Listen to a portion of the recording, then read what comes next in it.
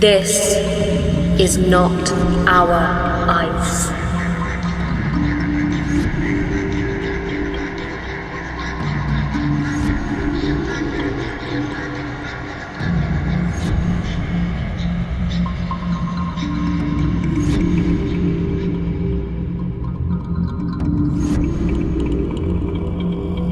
This is not our weather.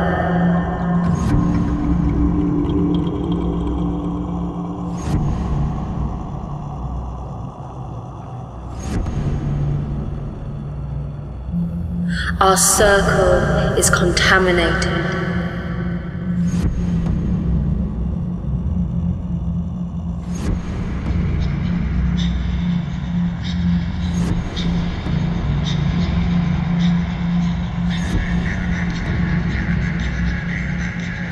We eat meat needled with toxins, breathe air infected with heat.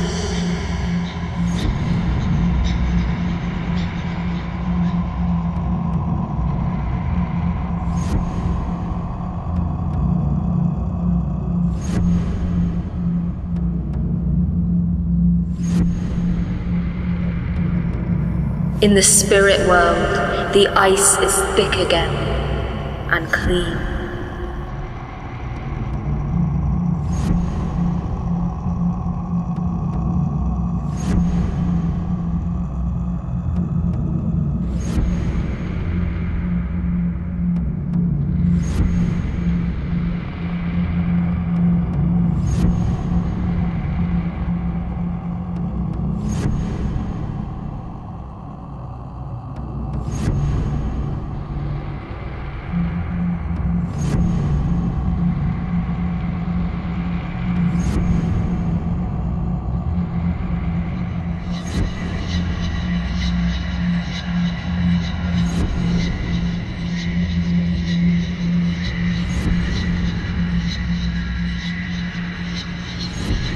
The drums, dances and stories which held the ice together have fallen silent. Waves are changing shape. I can no longer draw a map from memory, for the land changes faster than I can blink. At night, the ocean screams. We sit up, afraid to fall asleep, afraid we'll wake with water where our lungs should be. 3 moons ago, I came face to face with Nanuq as the last light thumbed its way across the sky. I could smell his rotting teeth, his eyes were all fear. He lay down before me and died. The old ways disappeared with his final breath. I left him there, rocking gently on melting ice, black water licking at his nose.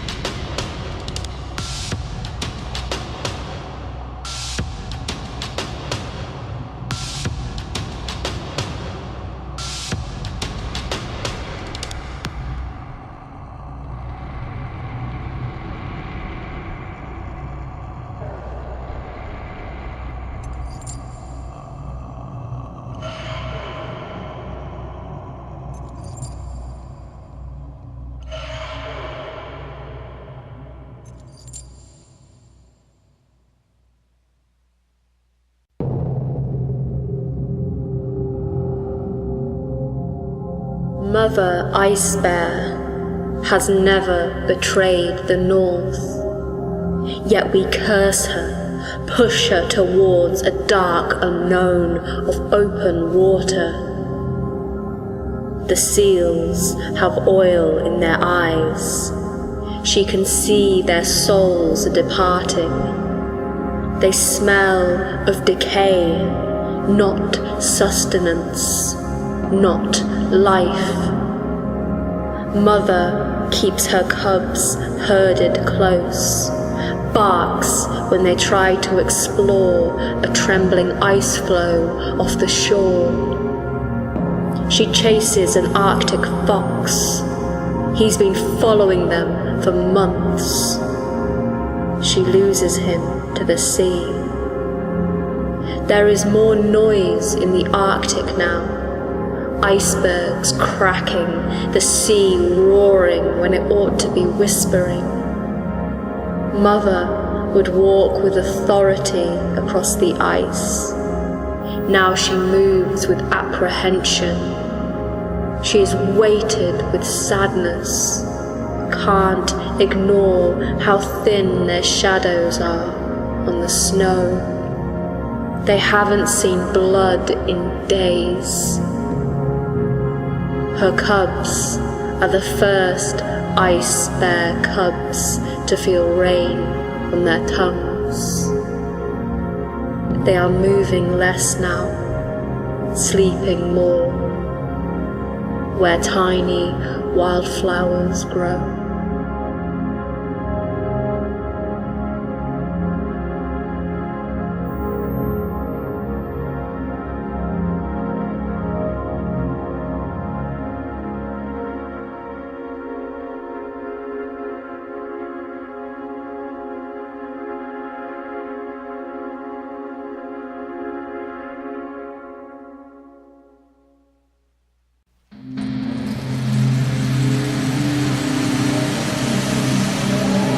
In the time before the warming, when snow and ice and cold defined us, when seal's blood was not dense with poison, before men who'd never been freezing created precise boundaries, before it rained during summer, before Christian names, before our shaman had to keep their stories hidden, before whiskey, before smokes, before children committed suicide, before we stopped pinching the hearts of birds, before we stopped wiping our children clean with our hair, before Nanuq left the land that had forever belonged to him, there lived the moonway.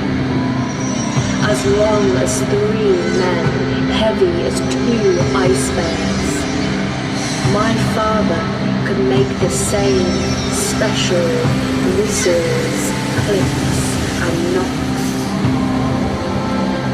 Now the moon whale rots on the seabed, a memory of a magic this world was too weak for.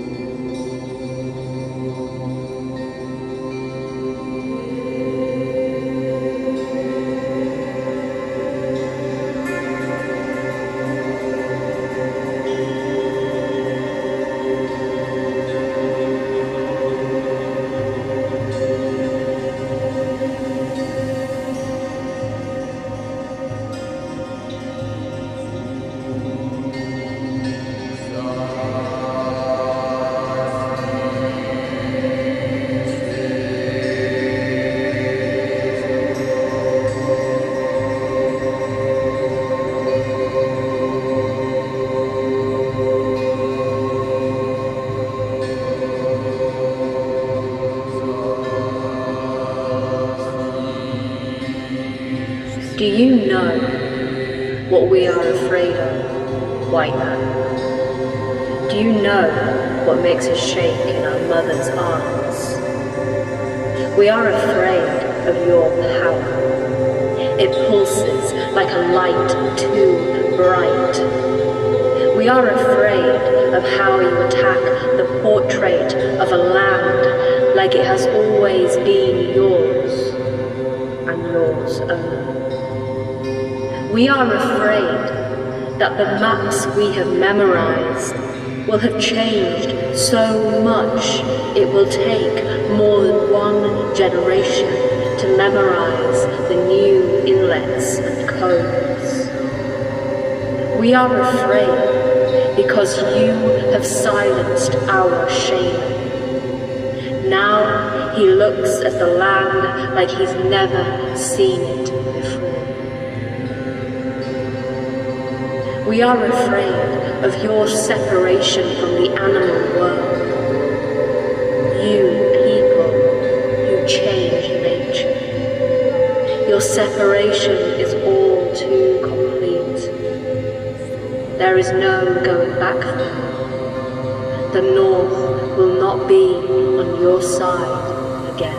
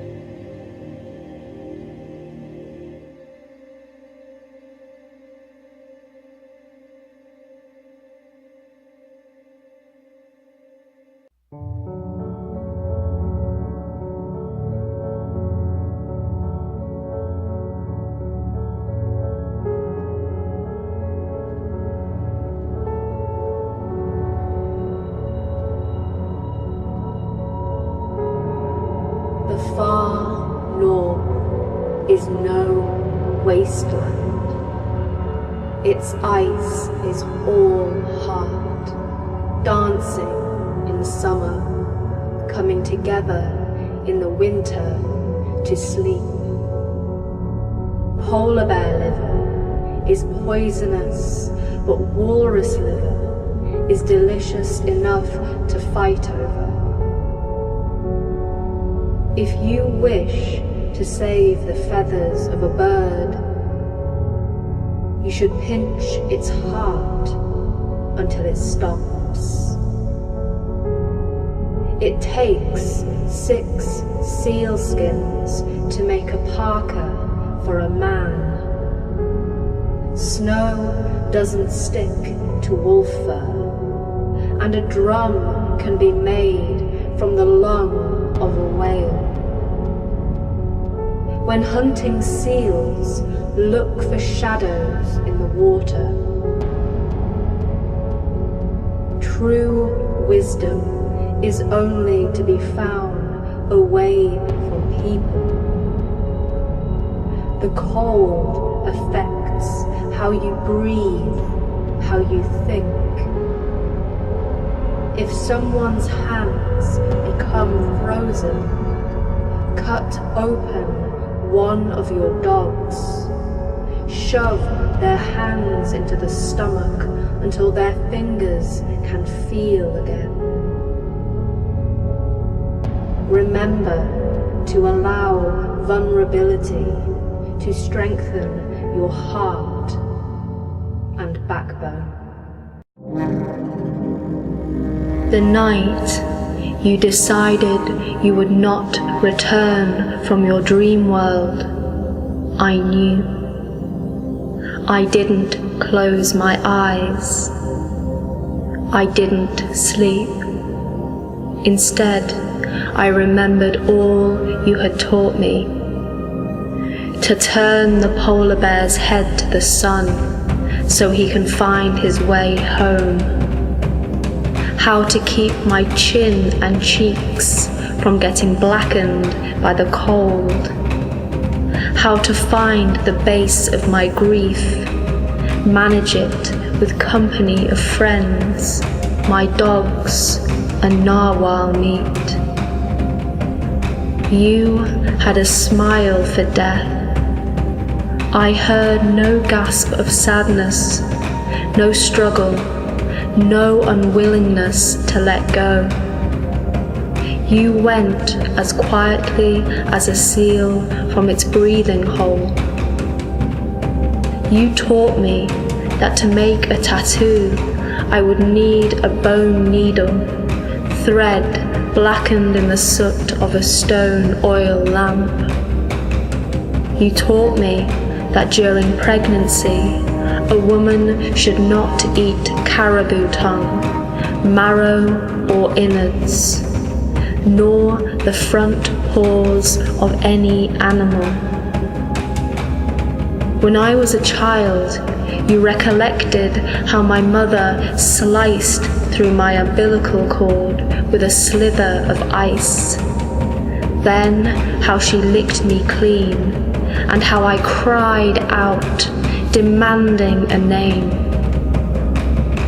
You swallowed worlds and regurgitated them as stories when the sea froze and the days started to get dark and another kind of cold.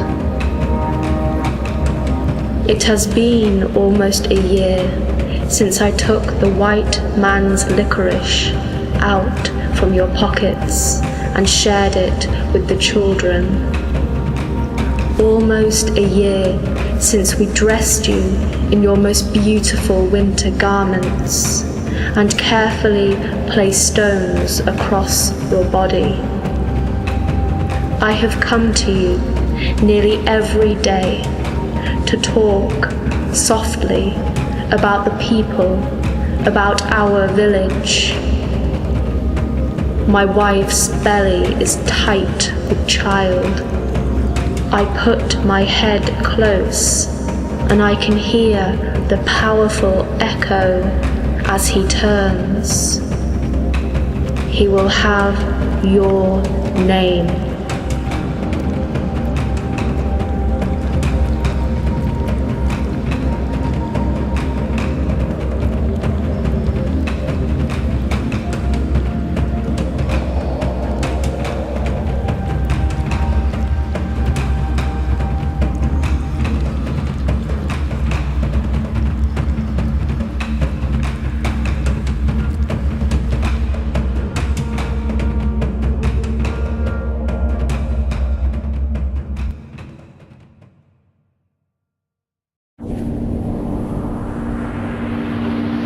The white whale is hauled ashore, his heavy body leaving deep, blood-stained passages in the damp shale. I thank this slow swimmer for coming to the coast, for not leaving when the rest of his family made for the open sea. As his body relaxes into the sand, the ripped flesh around his open wound flutters. I think of how our organs and skeletons are so similar. I stand and watch my father and my grandfather cut into our beached friend. Blood, organs, and thick intestines spill into the churning shallows. The dogs bray for the meaty soup, pulling themselves back on their hind legs, their mouths all teeth and dripping gums. This beluga is long, healthy and fat. Plenty will come from his carcass. We are all impatient to eat. I crave the oily taste of the meat, its chewy texture, the satisfaction that I have been fed by the sea. My father and my grandfather work fast. Their knives are sharp, the blades slip soundlessly through the blubber until all that is left is a memory of a white whale in blood diluted with seawater. We stock the fire with fat, chew cubes of blubber, while Mother tells us how she once put her head into ice-cluttered water and listened to the white whales gather around the ice cap and sing a song of celebration to their creator, Sedna, mother of the Arctic deep.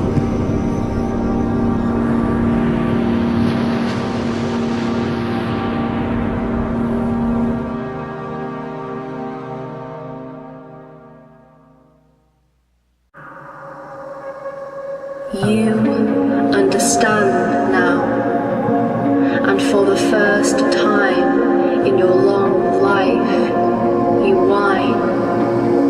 I remember your opening breath. The sun was but a pale spot in the sky.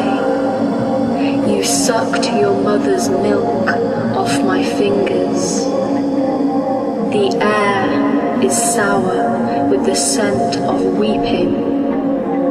We will never venture south over the sea ice for meat, then together come home again.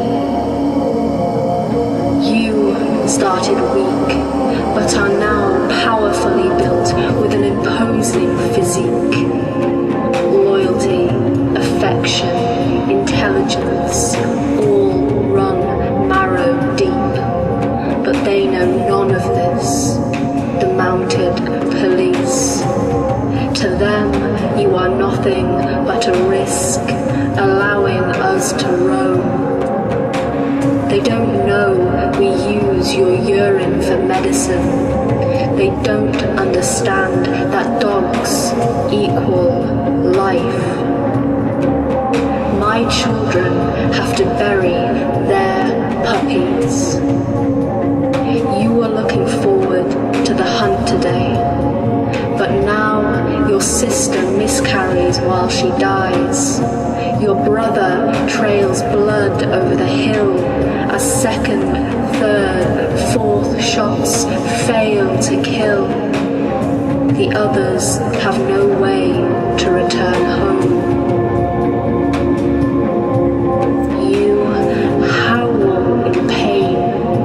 A bastard in red has missed your heart, but he takes another suck on a cigarette before he makes you ready for the fire. The smell will draw the bears. The distance for furs and for food will be dangerous now, exhausting. I take your fur as he lights the first piece of driftwood, and I cradle your heavy heart in 2 hands. In my ears there will always be the echo of your last howl.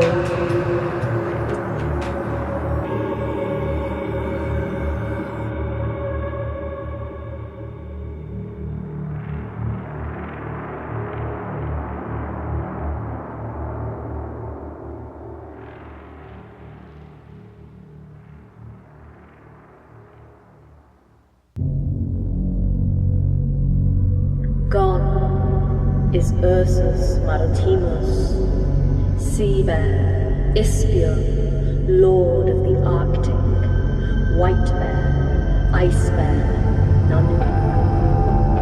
Gone is seal's dread, rider of icebergs, whale's bane, sailor of the flow, Tornasuk, white sea deer.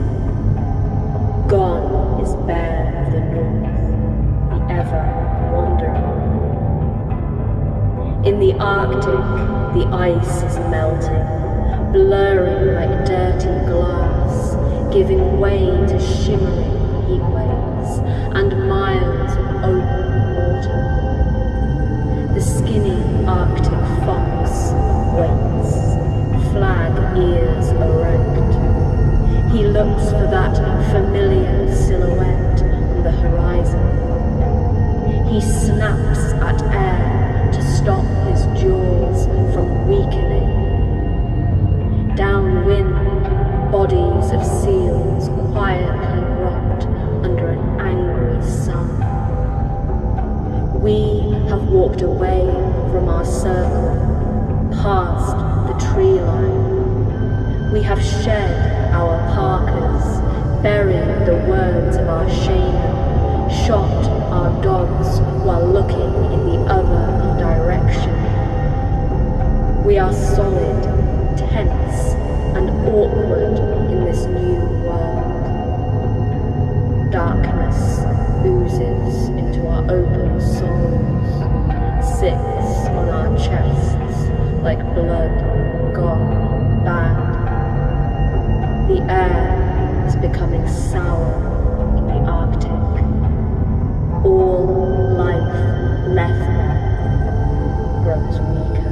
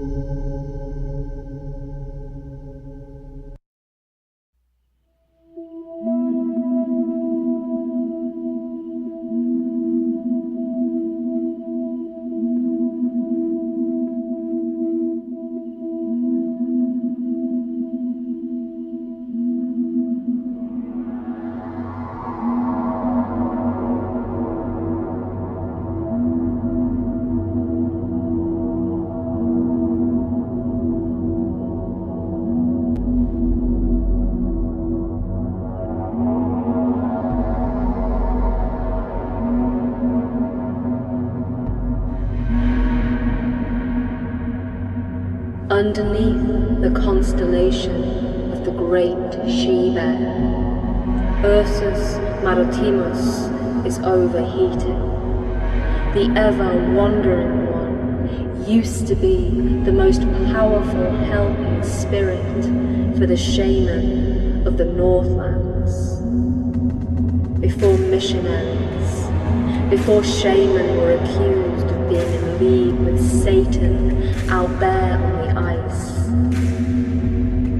When a cub is born, he fits into his mother's paw. In the north, it is so quiet, you can hear your internal sounds, the rivers of your blood, the trembling mountains of your heart. The Inuits say you ought to speak your hurts before they are iced in, before they are frozen to your soul.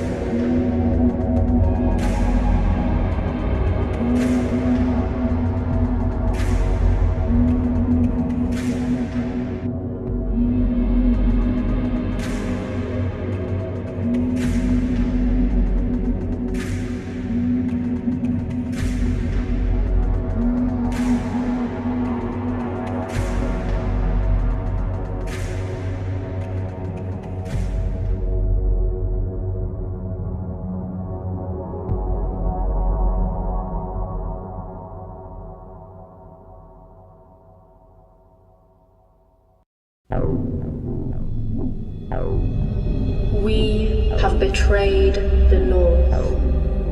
Why should she forgive us for what we have done? My dogs know. They have known since the first time my heart fell from my chest, and I needed to gather it back and try to adapt to the new ways. You must know, an Inuit man is nothing without his dogs. But I never expected to be gone before them. Back before the ice started to die, their fur was carried off by the wind, always before their master's last breath. Now their wolf songs collect in the air. I taste their grief on my tongue. I swallow it. I will carry it. My family, my sacred mountains, they cry with no noise. The morning brought seals, too many seals. The meat is not how I remember. They are sick, offering themselves in hordes, begging for death. Their eyes are all agony. But I do not want to die hungry. I eat.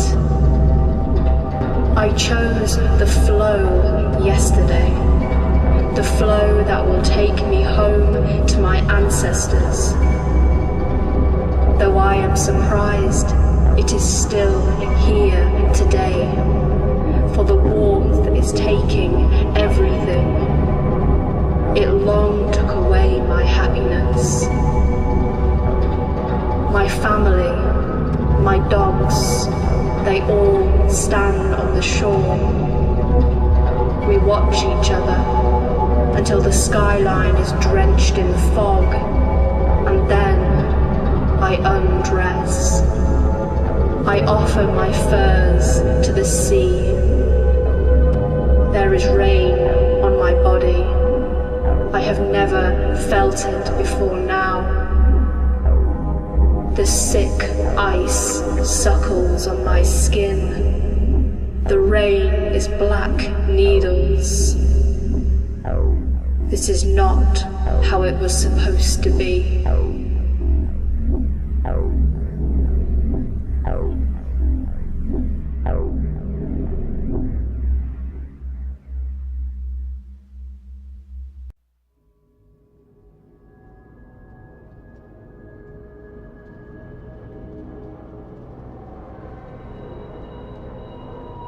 No more is the Arctic everlasting cold.